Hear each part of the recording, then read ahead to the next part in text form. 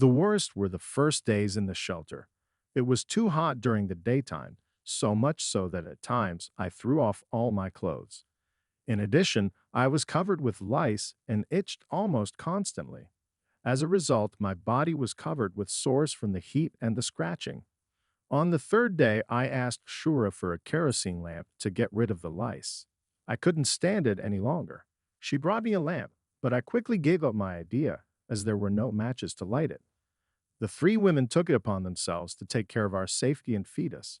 Marusha took care of her friend Ivan. Grisha was looked after by his wife, and I was entrusted to Shura's care. There was enough room in our hiding places for our nannies to get in, bring us food, and keep us company for a while. Food was brought to us in the mornings at 5 o'clock and at 10 o'clock at night under the cover of darkness. In the morning, we were given a pound of bread, soup, and a glass of water, Brussels sprouts, and sometimes a piece of meat, chicken, or turkey. In the evenings, if we were lucky, we ate fried potatoes and fried eggs and drank water. From time to time, we were also treated to moonshine, which for Russians was like a ray of light. Shura would climb inside my hole with food and sit in the dark while I ate. She craved my attention, and I willingly gave it to her. When I was done with my food, we would start talking, and those conversations got a little longer each day. Since there was very little room for two, we had no choice but to sit practically on top of each other. On the third day, she stayed with me for a very long time. I put my arm around her, and she rested her head on my shoulder while we talked. I never got a good look at her face in the daylight. I thought she was quite attractive, but now I think that in the dark, after you haven't seen a woman at all for more than 2 years, any female creature will look attractive to you. Shura had probably reached her mid-30s, meaning she was the same age as me. I had a feeling that she used to be larger, but since food became scarce after the war broke out, she probably lost a lot of weight. She told me stories about her husband.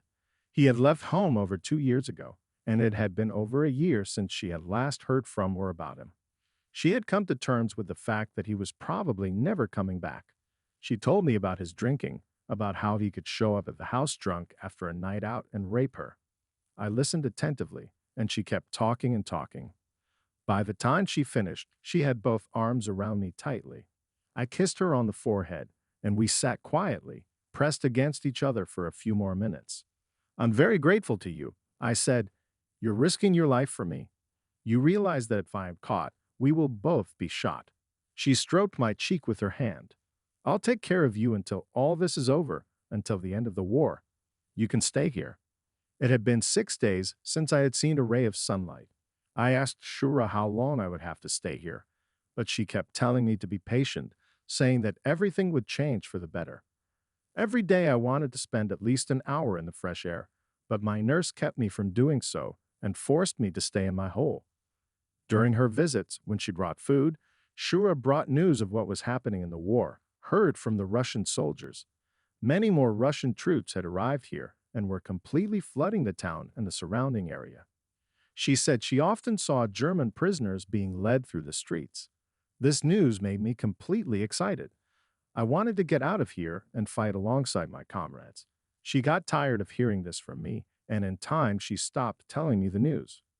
Days turned into weeks. All I could do was just sit in my shelter, safe, trusting the people who cared for me. As time stretched on, I felt a growing unease. There seemed to be no end to my stay here, for the place was still occupied by Russian troops.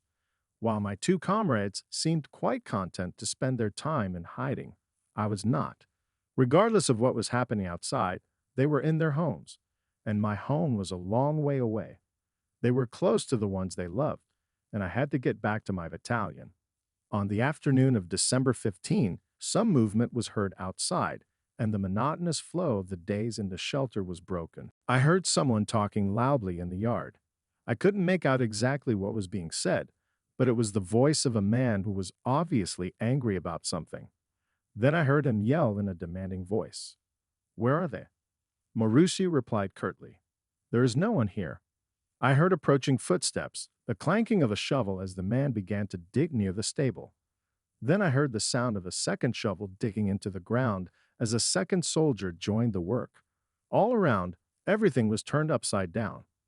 We sat frozen, hoping they wouldn't find us. I couldn't see anything, but I knew they were close, somewhere very close. After a while, they stopped digging. The soldiers found nothing because our hiding places were above the manger, not underground. It was quiet again, but here, in the holes, our lives hung in the balance.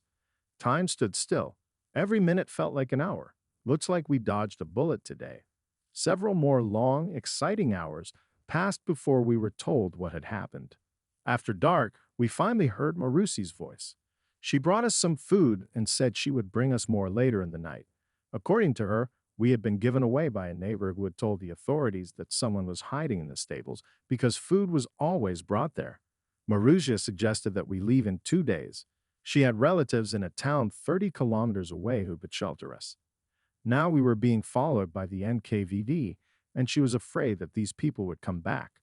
That night I was so nervous I couldn't sleep. I was finally going to leave the place, but again, I was going to go to the wrong place.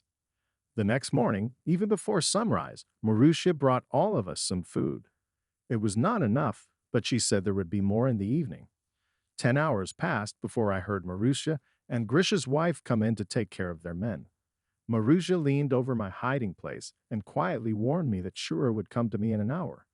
But not 10 minutes later, I heard a gunshot and the angry voices of several men. The NKVDniks had returned, and now they were quite near the stable. I heard one of the soldiers order, "Come out." My blood froze in my veins. For a while, no one came out. Then someone fired his pistol several times into the ground in front of us and shouted again, "Come out now." I heard Grishin and Ivan slowly climb out of their hiding places. They had been discovered, there were more enemies, and they had no choice but to surrender. I froze in a daze, feverishly wondering if the command to leave the shelter would be issued to me as well. I waited to see what would happen next, but there was no shout addressed to me. Now I could only wait, waiting for Ivan and Grisha to give me away. A few more seconds passed in silence. It seems that no one paid attention to me. Although I did not hear any more voices, there were footsteps outside every now and then. Then the footsteps began to move away from the house. The yard fell silent. Another hour passed, and nothing happened. I was beginning to believe that I had managed to survive when suddenly I heard footsteps approaching the entrance to my hole. I decided that I had probably been given away. I had already prepared for the worst, but to my relief, I heard Shura's voice whispering, "Oscar, it's me." She climbed inside and closed her arms around me. She was nervous and still sobbing and breathing heavily as she told me what had happened. It was the neighbor. He realized we were hiding someone. He tracked down an NKVD officer and told him that here, in the yard, he could find someone in hiding. Why would he do that? We always got along well with him. "It's war," I said gently. "It puts so much pressure on each of us, on our lives. It feels different. Maybe he just wanted to stay out of it, not to be involved in something in case someone got caught." The woman still continued to cry. I held her tightly against me. "It's okay now, we're safe. We just need to keep outwardly calm." I said nothing more until she calmed down. "Oscar, when the NKVD came to search the yard yesterday, they left empty-handed, but they didn't leave at all. Instead, they stayed somewhere nearby and kept watching what was going on in the yard. When later those two girls took some food out of the house, their agents came running over. I could see everything that was going on from the window. They ran into the yard, grabbed the girls, and ordered the men out of their hiding places. They didn't know anything about you. As soon as those two got outside, the officers immediately took them away. It was very merciful of them not to turn me in." Shura hesitated for a second, then said, "They're all dead. They were executed, right in the center of town, right after they were caught." I put my free hand out and grasped the board we'd built into the wall of our shelter. I squeezed it as hard as I could. They had done so much for me, and I hardly knew them. I was so much to them. I have to get out of here. Tonight. Shura kissed me and cautiously crept back out of the burrow down the passage. On the ground in the shelter, she left my dinner wrapped in a small hand towel. For a while, I just sat motionless, too upset to eat. Eventually, I unwrapped my dinner that she had left for me. It was the first time in weeks that I had to be alone without my companions. I curled up on the hay and fell asleep. Daylight came and went again. Again, I stayed in my hiding place, hoping that the NKVD agents would not return here in search of the other fugitives. The next evening, as darkness fell, I slowly crawled out of my hole. But once out in the open, I suddenly felt very sick and disoriented. I had not breathed fresh air or seen sunlight once in the past 7 weeks. I sat motionless on the soft ground for a few minutes, breathing slowly and deeply to get used to my surroundings again. When I left the house, Shura ran up to me. She had prepared some food for my journey. I was very grateful to her for that. Smiling, I looked at her and said, "Thank you. Thank you so much for everything you have done." I thought about where to go and then decided that the best thing to do would be to go towards Dnipropetrovsk. I think that way I will have a better chance of finding the German army. The Wehrmacht headquarters was in the city, and I hoped that the city was probably still in our hands. The town is about 150 kilometers from here. I buttoned up my coat and put down the roll, turned to Shura and hugged her tightly. "Thank you for everything." "Good luck, Oscar," she whispered in my ear. "Look out and be careful. When the war is over, I promise I'll find you. We'll definitely see each other again." Taking a half step back, she smiled. I started my way through the township, taking special care not to be seen by my neighbors. As fast as I could, I tried to get to the outskirts. I was already in the fields, far beyond the houses. Then I started circling around the town looking for railroad tracks until I came to one. I was sure that the railroad would take me directly to Dnipropetrovsk. I walked all night along the railroad tracks. The sky was dark and my only reference point was the rails. It felt good to feel my legs walking again, but soon the road tired me out, as I had not used those muscles for many weeks. You could tell I had lost a lot of strength from the ordeal I had endured. Still, I resisted with all my might the urge to stop and rest. After all, I had to get to Dnipropetrovsk as soon as possible to minimize the time spent in the enemy rear. Here and there in the neighborhood I could hear rustling and rustling as the animals ran past on the dry leaves left over from the harvest of a few weeks ago. The air was cold, and that kept me alert. I estimated that I had covered about 50 kilometers that night. My path took me to a place where the Russians had a front line. Although it was dark, I could clearly see the very shelter where a couple of months earlier I had been taken prisoner because of my boots. Here all my misadventures began. I continued to wade through vast fields of wheat and Brussels sprouts. The early morning sun was beginning to rise. I was tired, but time was running out. Along the way, I came across more and more evidence of war. I again passed through a hidden position, equipped on our section of defense. Then I passed a village near which we were attacked by Russian tanks. I stood there for a while, observing the terrain. That battle was brutal. We suffered heavy casualties in it. For the second time, I saw the hulks of the tanks we had set on fire. Looking around as I went along, I saw a huge number of fallen soldiers, Russian and German. It surprised me that the bodies had still not been removed. It was obvious that some of the corpses had already been eaten by animals. But I had to go on. Everywhere I went there were traces of our soldiers being here. Such a find was a steel German soldier's helmet, and I wanted to believe that it was left here on purpose to show me the way to my own. During the day, I had to keep some distance from the railroad tracks and walk straight across the fields where no one could detect me. As the day drew to a close, the weather grew worse and worse until it became completely bad. It began to rain, lightly at first, but then it turned into a deluge. The ground became very wet, and it was getting harder and harder to walk, especially for my tired feet. All the mud seemed to stick to the soles of my boots. With each new step, I was more and more afraid of losing them in the mud. I was very thirsty, but there was no water in the vicinity. I passed an old artillery firing position where I found some empty shell casings. Some of them stood on the bottom and had time to fill with water. That's how I managed to get drunk. After a few kilometers, I came right out to a village that had been mercilessly destroyed by artillery fire. The rain had managed to end, but I was still very wet. I decided to go to the village, which I thought was abandoned. I thought I could find some food and something to drink. Maybe I could find a shelter where I could rest. I reached a dilapidated house. The top floor had been blown out by the explosion. To my surprise, I found that there was a woman living in the house. I approached her and very soon realized that she was out of grief, probably because her house had been destroyed. I asked her for a glass of water. She looked at me with contempt and gave me nothing. She must have realized that I was German, even though I spoke to her in Russian. Then I imagined what that woman might have thought of me and hurried away from that house. The woman turned and went straight into the village, probably to tell her neighbors that there was a German nearby. I hurried away. As I made my way back, I kept looking around to see if I was being followed. But I never saw anyone. I guess there were no men left here. All the men were at the front. After that, I decided that I would stay away from the locals, who were very suspicious of strangers. I hurried back into the fields, away from the roads and settlements that my path passed by. That day, along the road, I discovered many small cemeteries created by my German comrades. I also saw that the Russians had disturbed some of the graves. Suddenly, night fell. I made a small stop, stood and looked up at the vast, endless skies. That moment seemed very peaceful to me, despite the terrible weather.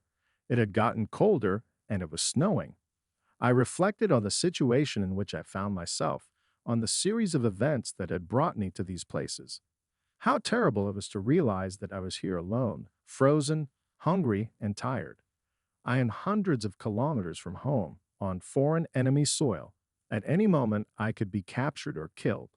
I wanted to be back at home again, with my family, in comfort and warmth. I shook my head to bring myself back to the present and focus on the immediate tasks at hand. I needed to find a safe place to hide to get some rest. I passed a wheat field where I came across an old trench. Wandering by feel in the dark, I found a dry patch there, where I laid down.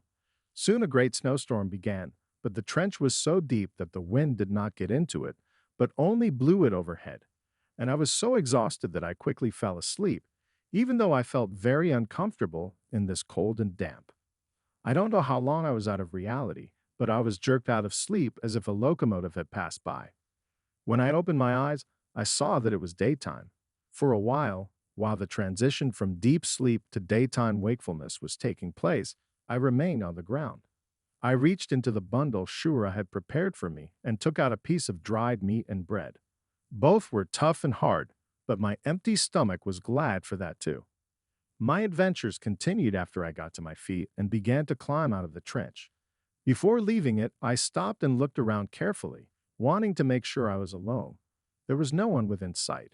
I got out on the ground, stood up, and walked on. I had a general idea of where I was, orienting myself by the direction of the Luftwaffe planes flying overhead. I thought they were flying from the Dnipropetrovsk area toward the front line. I did not know how far I had come and how much further I had to go, but I was absolutely sure that I was moving in the right direction, that in the end I would definitely be safe in the German positions. After a few hours, I came upon a group of men who were quite a distance from me, but were walking in my direction. I took a right to get out to the tree line, a forest belt out of the wind between the fields so they wouldn't see me.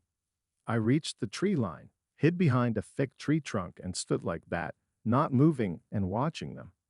They passed by without noticing me. When they had gone a good distance away, I walked on. The walking became easier as it got colder and the ground froze. The sun was shining, giving some warmth. I walked like this all day, not entering the villages that came my way. The only signs of civilization I encountered were the occasional barns and small houses standing alone in the fields, like islands in an ocean of barren land. It was evening again, and I had to find a place to sleep. This night I managed to get a better place than yesterday, in a haystack. The hay had been gathered and left in an open field. I slowly climbed in, trying not to burrow too deep. There I prepared a small burrow for myself, and after climbing in, I camouflaged the entrance. That night, I was really comfortable and warm. The next morning, after a refreshing sleep, I was ready to cover the remaining kilometers to Dnipropetrovsk. I was almost out of food. In order to satisfy my hunger a little, I picked up some grain from the ground. Finally, I saw the city of Dnipropetrovsk far ahead. The sight of the city growing on flat land gave me new strength. I reached the outskirts of the city at about 4 o'clock in the afternoon. There were more and more houses, and they stood tighter and tighter as I made my way deeper into the center of the city. I crept through the narrow streets, unaware of the surroundings. There were hardly any people in the streets. There was silence. No one spoke. The silence was broken only by the sounds of occasional cars passing nearby. There was nothing to indicate whether the city was occupied by Germans or Russians. The absence of any sign that would explain what was happening in the city was frightening to the point of shivering. I sensed danger. If I was wrong in my decisions to get here, I could end up in a jail cell again. I reached a familiar part of the city. I had been to Dnipropetrovsk 3 times before. The last time was only a couple of months ago. Our division stopped in the city on the Dnieper about 2 weeks after retreating from Slavyansk. I had a chance to familiarize myself with some areas of the city, and I managed to find these places. I was looking for a street called Poloveno 6, and it was found quite quickly. On this street lived a dentist whom I had visited once before. 3 months ago, he had done a crown on my tooth. We became friends, and I felt I could trust this man. It was about 5 o'clock in the evening. I reached the small staircase by the front door to the house and knocked gently on the door. The door was opened by the dentist's daughter. After throwing a quick glance at me, she turned to call her mother. "Mom, there's a beggar at the door. May I bring him a piece of bread?" Her mother's voice answered from the next room. "Give him a few rubles." The girl looked at me, and I smiled at her. "That's very kind of you, but I don't need money." Hearing my voice, the girl's mother immediately appeared at the door. She gently pushed the girl aside, took my hand, and led me into the house. Before closing the door, she took a quick look around, peering outside. "Please sit down," she offered. I sat down on the nearest chair and looked around. The girl stood motionless in front of me and looked at me with all her eyes. A look of concern flashed across the woman's face, and she said to her daughter, "Go and fetch your father." When the girl went out to run the errand, the woman smiled awkwardly at me, then turned away and collapsed in her chair, her gaze lowered to the floor. Her husband Nikolai was in the next room, where he was doing his teeth. The girl knocked on the door and quickly opened it. She entered the room and told her father the news. Nicholas immediately hurried after her. He walked over to me and I stood up to say hello. He put his hands on my shoulders. "Oscar, how nice to see you again." "Hello, Nikolai." He took half a step back to get a good look at me. "Oscar," he said afterwards, "what happened to you?" "I will tell you everything, but first, can I ask you for a glass of water?" He turned away and went to the liquor cabinet. "No water for you, Oscar." Instead of water, he poured me a glass of vodka. I gratefully accepted it, raised it, and drank it down. Watching our conversation, Nikolai's wife relaxed a little. She got up from her chair, looked at me, and asked, "You must be hungry." "Yes," I replied. "Thank you again. I'll make something to eat." The woman turned and went into the kitchen. Her daughter followed her. Nikolai took me into the hall and asked me to wait while he finished working with the patient, who must have thought that Nikolai had forgotten about his teeth. I was glad to sit quietly, comfortable by the hearth in this house where I could feel safe from the authorities and noisy neighbors for a while. Nicholas returned 10 minutes later and sat down beside me. He eagerly waited for me to tell him about my situation. I told him what had happened to me, my captivity, imprisonment, and escape. I trusted this man. I simply had no other choice if I wanted to find my way back to my division. In turn, Nikolai shared with me the news from the front. The German army had not returned to Dnipropetrovsk as I had hoped. Instead, the Germans were replaced by Russian troops who now controlled the city. By this time, the front had shifted to the west. The front line was somewhere between Nikopol and Kryvyi Rog. I had come all the way here just to find out that I wouldn't be able to feel safe here either. We talked for a while longer about what had happened to us during those few months. Soon Nikolai's wife called us into the kitchen for dinner. It was the most wonderful meal I had tasted since I had been home in June. The potatoes and vegetables made my stomach feel so warm. I ate every last crumb. When dinner was done, the plate was as clean as if it had been in the china cabinet. It was obvious that the family was pleasantly surprised by this. When we were done eating, the woman brought us each a cup of hot coffee, and we continued our conversation sitting together at the kitchen table. After taking a few sips, Nikolai motioned for his daughter to leave the table, and the three of us remained to discuss my misadventures. I needed to get out of the city, desperate to find my way back across the front into German-controlled territory. To do so, of course, I would have to walk directly toward the Russian front line through the battle area. Such a path would necessarily be disastrous for me, but there was simply no safe road. Nor could I stay here. Nikolay had not suggested it to me, and he was right. But even if he had, I wouldn't have accepted it. I had already seen what had happened to the good people who had hidden me from the authorities, and there was no way I was going to put his family at that risk.